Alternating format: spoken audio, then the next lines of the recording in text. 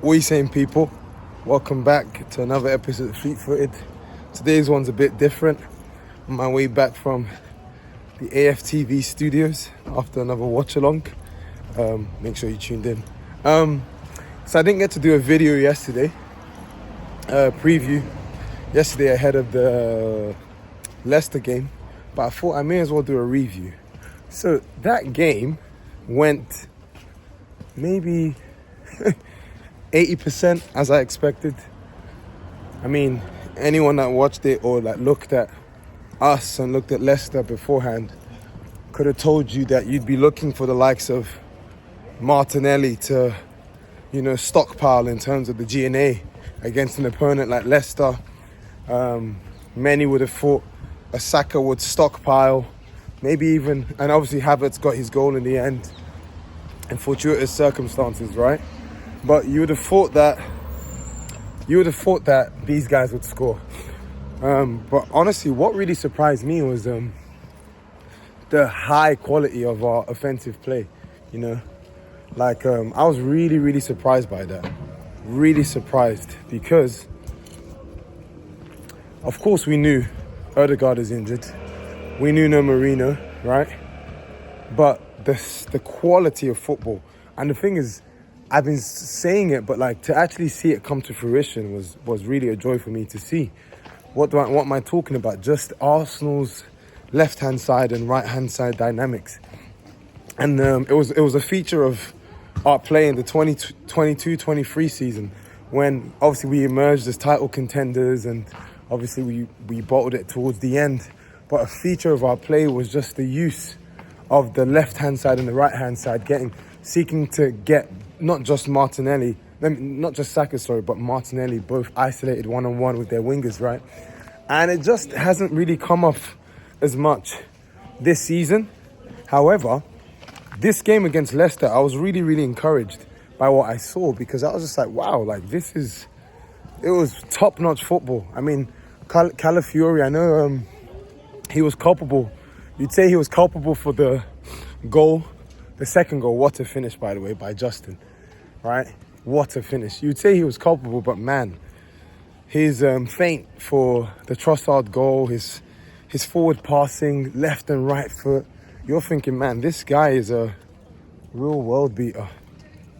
So the offensive play, I was really, really impressed by that. I was very, very impressed by what I saw from us going forward. The only thing I'd say is just finishing our shooting boots. We just need to take our chances, and of course a lot's going to be made out of the 2 goals that we conceded. And I'll be real, let me address that. I just thought it's just a classic Arsenal complacency at home. Anyone would be forgiven to think after the weeks we've had, the matches we've had, the back-to-back away from home games where it's been high pressure, intense. We're playing an opponent, we're completely dominating them in every single aspect, every single metric. We're 2-0 up. You're thinking, okay, cool, now is the time, okay, great. Let me relax, That's probably what they were thinking. Let's chill. Let's not be as intense. Let's not press as much. Let's not keep to our shape. And I think that's exactly what we saw. Straight off the bat in the second half, we lost our shape, we lost our rhythm.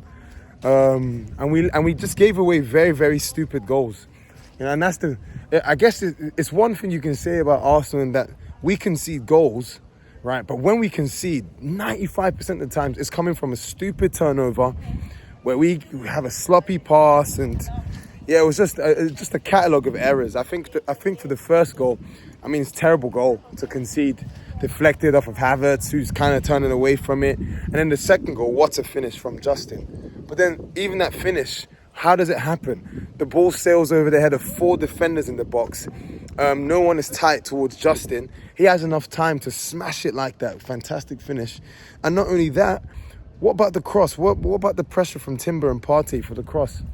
So I think that was disappointing. But at no point, even on the watch along, I kept saying it, 4-2, 4-2, 4-2. At no point did I not think we were going to win this match, even when it got to the 90th minute, because the chances were coming. I'd understand it if we weren't creating anything, but we created a lot. We absolutely dominated them. Yeah, we won 4-2, but on another day, this game is easily a 6-2, a 7-2 match. We absolutely cream crackered them. So I can't be too mad at the offensive performance, right? It's just that lapse in concentration. It was just, it was annoying to say the least. But at the end of the day, guys, 4-2, 3 points, capitalizing on City not beating Newcastle away. That's a plus. I'm sorry, I don't care what anyone tells me. I'm only looking at things positively. Like, as long as we got the W. Obviously, I would have liked us to have at least kept a clean sheet, but it is what it is. You know, I can't really be too mad at the team for the performances that we put out. And say what you want. I was saying it, I said on AFTV and I'll say it here. Look, we're playing a lesser quality of opponent today. Obviously, Champions League-wise, we're playing a high quality opponent, but games are going to be a lot different because we're playing at home, right? And if you look overall, the quality of opponents we're playing, PSG are a good team, Leicester not a good team, Southampton not a good team, so it balances out, right? We are going to be the team that are going to be in the ascendancy in all three of these matches. Whereas if you compare that to Villa, Spurs, Man City away, even Atalanta, we're not going to be in the ascendancy for a lot of the matches, right? So what's the point I'm making here? Though the quality isn't as intense that we're playing against, right? It doesn't diminish the importance. These matches, they're so important. It's so important for us to It's so important for us to pick up 3 points today, which we did, thank goodness. It's going to be huge for us to pick up 3 points against Southampton before the next international break, because we're going into the international break, despite all the injuries, despite all the negativity, despite all the people crying about no Marino, no Ødegaard, all of that sort of stuff. We're going to go into that international break, hopefully, having beaten Southampton with 3 points, hopefully against Southampton, 3 points against Leicester, 1 point away to City, 3 points away to Spurs. So that's out of 12 possible points. That's 10 points. That's 10 points we'd have picked up, right? Come on. So it's a big, and of course we need the 3 points against PSG as well, because obviously we drew the first game, we didn't concede, but given that we need to finish in the top 8, we need these points. So yeah, I mean, the quality is different, it's lower, but it's the importance, it's just as important. They're just as important. And I think in terms of a spiritual lesson, that's the only thing I'd say for the team. If anything, what I can learn today is that it's just because the circumstances are different doesn't diminish the importance. It is important. And there's a scripture that I think of in the Bible. It says in 1 Corinthians chapter 10, verses 12 to 13, if you think you are standing firm, be careful that you don't fall. And that's the thing. You're your most susceptible. You're your most vulnerable when you think you've got it. When you don't think you have it, like you think about Man City, at no point did we think we got this. Spurs, at no point did we think we got this. Villa, at no point did we think we got this, right? But we got the result. Why? We were concentrated, we were focused, right? But against Wolves, no, sorry, not Wolves. I'm thinking about Liverpool. Against Wolves. Against Leicester, right? Bruh. These guys thought, okay, we got this. It's 2-0. We just battered Bolton 5-1. It's calm. That's what they were thinking. And we nearly got punished for it. So it's a great lesson you got to learn. Like you've always, you can't drop intensity no matter the opponent. It's a football lesson, but it's a life lesson as well. It's like, man, the minute you start thinking you got this is the minute it all goes. And you saw it.